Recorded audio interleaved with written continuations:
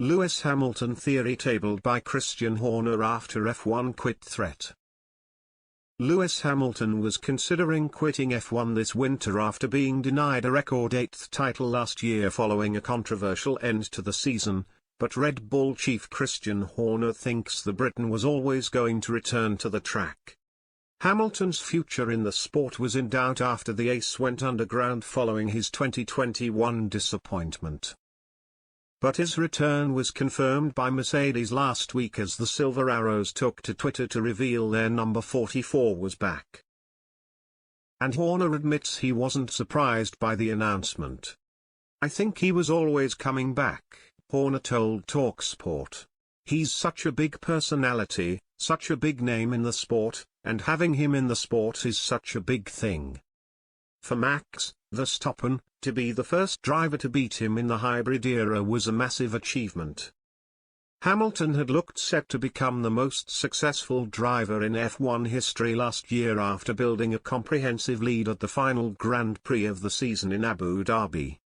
But the race turned after Williams' Nicolas Latifi crashed into a wall late on, which resulted in a safety car being deployed. The Mercedes driver stayed on the track to ensure he didn't give up his lead, while his title rival Verstappen pitted for fresh tyres. Race director Michael Massey then caused outrage by allowing 5 drivers who had come between the title protagonists to overtake and move out of the way, before giving Verstappen the go-ahead to pull level with Hamilton for a one-lap shootout. Verstappen ultimately made the most of his fresh rubber to claim race victory and win his maiden F1 title. But Massey's dubious decision-making in the final stages of the race ended up costing him his job. The Australian has been replaced by Neil Swittich and Eduardo Freitas, who will now oversee races, while veteran Herbie Blash will act as an advisor.